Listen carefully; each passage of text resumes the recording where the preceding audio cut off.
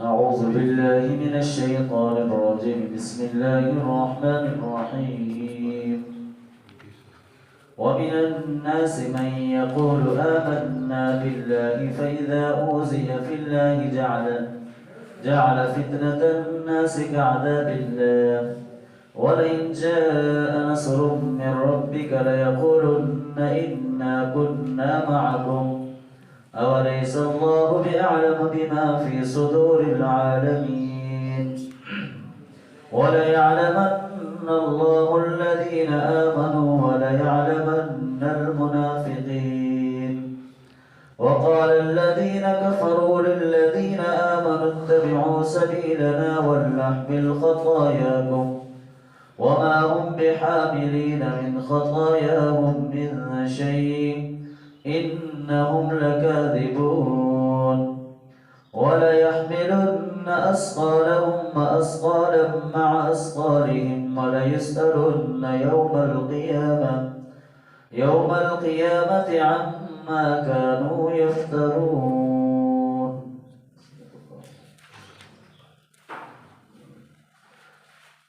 ومن الناس من يقول آمنا بالله، اور لوگ میں سے بعض ایسے بھی ہیں کہ جو کہتے ہیں کہ ہم ایمان لائے اللہ پر. فَإِذَا أُوذِيَ فِي اللَّهِ جَعَلَ فِتْنَةَ النَّاسِ، اور جب انہیں تکلیف پہنچائی جاتی ہے اللہ کے راستے میں لوگوں کی طرف سے کعذاب اللہ، تو وہ اس تکلیف کو جو ہے اللہ کا عذاب سمجھتے ہیں. وَلَئِن جَاءَ نَصْرٌ مِّن رَّبِّكَ، اور اگر آ جائے تمہاری طرف جو ہے وہ اپنے رب کی مدد، لَيَقُولُنَّ إِنَّا كُنَّا مَعَكُمْ، تو وہ ضرور کہیں گے کہ ہم تو آپ کے ساتھ ہی تھے. أَوَلَيْسَ اللَّهُ، کیا نہیں اللہ بِأَعْلَمُ زیادہ جانتا، بِمَا فِي صُدُورِ الْعَالَمِينَ، جو تمام جو لوگوں کے سینوں کے اندر ہے، یعنی جو عالم سے مراد جو لوگ ہیں ان کے سینوں کے اندر جو بات ہے کہ اللہ نہیں جانتا اس کو. اس آیت کے اندر سب سے پہلے تو یہ بات کہ یہاں پر اللہ تعالیٰ نے یہ مکی صورت ہے، تو یہ واحد وہ صورت ہے کہ جس کے اندر جو منافقین کا بھی جو اللہ نے تذکرہ کیا ہے. باقی تو اصل ظاہر ہے جو منافقین تھے وہ مدینہ کے اندر جا کر یہ گروہ جو ہے وہ واضح طور پر سامنے آیا تھا. تو یہ کہ جب آپ نے کہا، جب لوگوں نے کہا کہ ہم ایمان لائے اللہ پر، جب کلمہ پڑھ لیا، اسلام قبول کر لیا،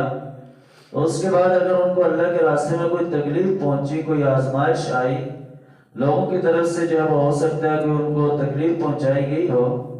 تو وہ گویا ایسے سمجھتے ہیں کہ گویا یہ اللہ کا عذاب ان پر آ گیا. ایسا ہرگز نہیں ہے، یہ آزمائش جو ہے وہ ہوتی ہے. تو لہٰذا اس تھوڑی سی تکلیف اور پریشانی کے اوپر جو ہے وہ گھبرانا نہیں چاہیے، بلکہ جو ہے انسان کو استقامت دکھانی چاہیے. وَلَئِن جَاءَ نَصْرٌ مِّن رَّبِّكَ، اور اگر تمہارے رب کی طرف سے مدد آ جائے تو پھر وہ کیا کہتے ہیں، لَيَقُولُنَّ إِنَّا كُنَّا مَعَكُمْ، کہ ہم تو ضرور آپ کے ساتھ ہی جو ہے وہ تھے.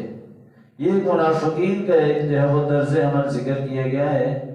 کہ جب مشکل موقع ہوتا تو وہ پیچھے ہٹ جاتے، لیکن جب اللہ کی مدد آ جاتی، کوئی کامیابی مل جاتی، کوئی اور جو ہے وہ مسلمانوں کو اگر خوشی مل جاتی، تو وہ پھر وہ فوراً جو ہے وہ دوڑے چلے آتے اور کہتے ہیں ہم بھی آپ کے ساتھ ہیں، ہم بھی آپ کے جو ہے وہ ساتھی ہیں، لہٰذا جو ہے وہ ہمیں اپنے ساتھ جو ہے وہ شامل کریں. لیکن مصیبت پریشانی کے وقت جو ہے وہ نظر نہیں آتے تھے. تو اس لیے اللہ نے کہا کہ کیا اللہ نہیں جانتا، کہ اللہ نہیں جانتا کہ ان کے سینوں کے اندر کیا بات ہے. اللہ تو سب سے زیادہ جانتا ہے. عالم، وہ زیادہ جانتا ہے جو لوگوں کے سینوں کے اندر جو بات بے شک وہ ظاہر نہ کرے، لیکن انہ علیم بذات الصدور،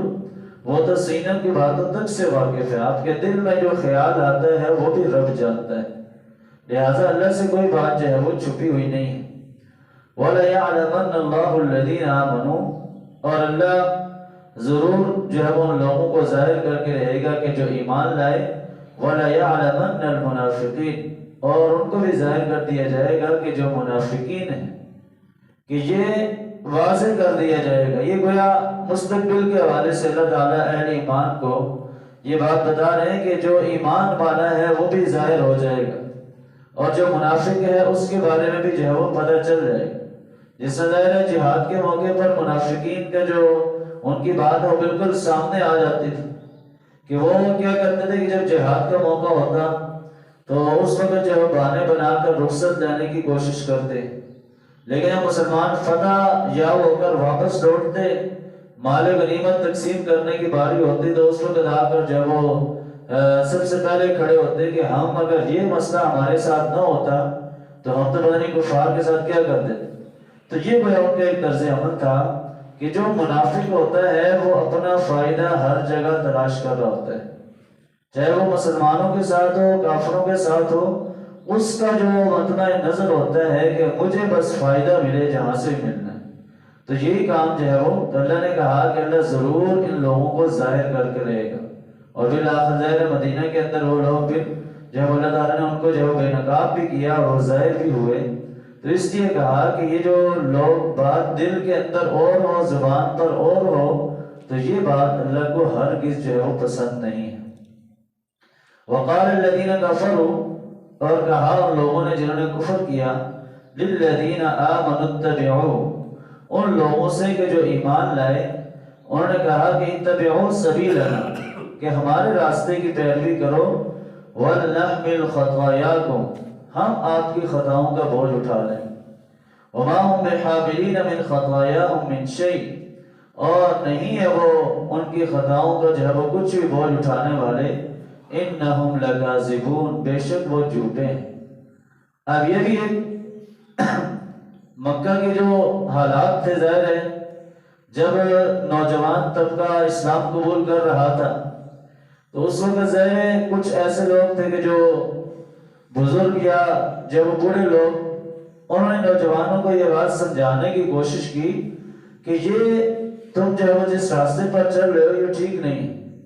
گویا انہوں نے اپنی طرف سے جو ہے وہ ان کو یہ بات بتانے یہ کہا کہ ہمارے راستے کی پیروی کرو، دیکھو ہم نے یہ جو اپنی عمر گزاری ہے، یہ ظاہر ہے جو ہمارے بال سفید ہوئے ہیں یہ ویسے نہیں ہوئے۔ تو انہوں نے یہ نوجوانوں کو ورگلانے کی یہ کوشش کی اور کہا کہ ہمارے راستے کی پیروی کرو، ہم جو اپنے آباء و اجداد کے راستے پر چل رہے ہیں تم بھی اسی راستے پر چلو، اور یہ کہا کہ قیامت جب آئے گی تو دیکھ لیں، اور یہ کہ ہم اگر اس وقت جو تمہاری غلطیاں کوتاہیاں ہیں خطائیں ہیں، ہم تمہاری خطاؤں کا جو ہے وہ بوجھ اٹھا لیں گے۔ حالانکہ ہرگز ایسا نہیں ہے، جو اللہ تعالیٰ نے واضح طور پر فرما دیا کہ کوئی کسی کی خطاؤں کا غلطیوں کا بوجھ نہیں اٹھا سکتا۔ انہم لکاذبون، بے شک وہ جھوٹ بولتے ہیں۔ وَلَيَحْمِلُنَّ أَثْقَالَهُمْ وَأَثْقَالًا مَعَ أَثْقَالِهِمْ، اور وہ ضرور اپنا بوجھ جو ہے وہ اٹھائیں گے، اور اس کے ساتھ ساتھ جو وہ دوسرے بوجھ بھی اٹھائیں گے۔ وَلَيُسْأَلُنَّ يَوْمَ الْقِيَامَةِ عَمَّا كَانُوا يَفْتَرُونَ، اور ان سے ضرور جو ہے وہ قیامت والے دن پوچھا جائے گا اس کے بارے میں کہ جو وہ جھوٹ باندھتے رہے۔ یعنی قیامت کا جو دن ہوگا، ایک تو جو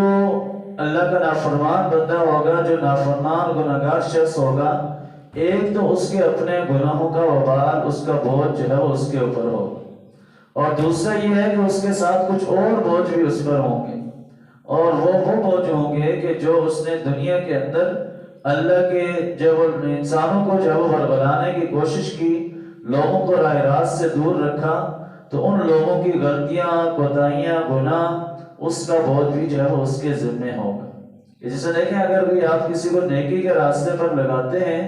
کسی کو کوئی اچھی بات بتاتے ہیں، تو اس کا حصہ وہ جو ہے اس انسان کو ہی ملتا ہے۔ ایک تو نیکی کرنے والے کو مل رہا ہے، لیکن جو نیک عمل کے بارے میں بتا رہا ہے، کسی کو ترغیب دلا رہا ہے، تو اس کو بھی جو ہے وہ ثواب جو ہے وہ اس کو بھی ملے گا، اس کو بھی اس کا اجر ملے گا۔ تو یہاں پر جب کوئی اگر آپ کسی کو برائی کے راستے پر لگائیں تو پھر برائی کا بوجھ بھی آپ کو جو ہے وہ اٹھانا پڑے گا، یعنی جو برائی کی بنیاد بنے گا، جو لوگوں کو راہ راست سے ورگلائے گا اور برے راستے کی طرف لگانے کی کوشش کرے گا، تو ایسا شخص جو ہے وہ کل اللہ کے ہاں اس کو ان لوگوں کے اعمال کا بھی جو ہے وہ جواب دینا پڑے، کہ جو لوگوں کے ساتھ جو ہے وہ راہ راست کے بجائے اللہ کی نافرمانی کے اندر جو ہے وہ لگایا، تو لہٰذا کل اس چیز کا بھی جو ہے اس کو وہاں پر حساب دینا پڑے۔ اس سے انسان کو جو ہے وہ حد الامکان یہ کوشش کرنی چاہیے کہ اگر کسی کو، پہلی بات تو یہ ہے کہ نیکی کے راستے پر لگائے، اور اگر نہیں لگا سکتا تو کم از کم برائی کے راستے پر کسی کو نہ لگائے۔ برائی کے راستے پر لگائے گا تو یہ اس کے لیے وبال جان جو ہے وہ بنے گا۔ دیکھو ان آیات کے اندر ہمارے لیے جو پیغام ہے کہ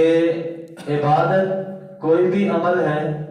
کوئی بھی نیک عمل ہے، وہ محض اللہ کی رضا کے لیے کرنا ہے۔ اپنی عبادات کو خالص اللہ کی رضا کے، اعمال کا جو دار و مدار ہے وہ نیت پر ہے،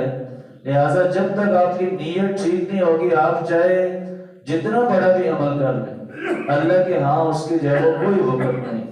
اور اگر انسان کی زبان پر کچھ اور ہو، دل میں کچھ اور ہو، تو یہ جو ہے وہ صریحاً منافقت کے اندر آتا ہے۔ اور ایک اور یہ بھی ہے کہ ایک تو یہ ظاہر ہے ایک عملی منافق بھی ہوتا ہے کہ آپ جو ہے وہ بظاہر زبان سے تو کہیں کہ آپ مسلمان ہیں، اللہ کو مانتے ہیں، لیکن اپنے عمل سے جب اللہ کو ماننے کا وقت آئے، نماز کا وقت ہو، اللہ کے احکامات کی پابندی کا وقت ہو، تو اس وقت ہم نہ مانیں تو گویا یہ عملی طور پر منافقت کے اندر آتا ہے۔ تو لہٰذا انسان کو ہر لحاظ سے یہ بچنا ہے منافقت سے، کیونکہ ان المنافقین فی الدرک الاسفل من النار، کہ منافق جو ہے وہ جہنم کے سب سے نچلے گڑھے کے اندر ہوں۔ لہٰذا کوشش یہ کرنی چاہیے کہ انسان جو بھی عمل کرے وہ اللہ کی رضا کے لیے، اور اللہ ہی جو ہے وہ اس کا بہترین اجر و بدلہ اس کو جو ہے وہ دے گا۔ اللہ تعالیٰ سے دعا ہے کہ اللہ تعالیٰ نے صحیح معنوں میں قرآن و سنت پر عمل کرنے کی توفیق دے۔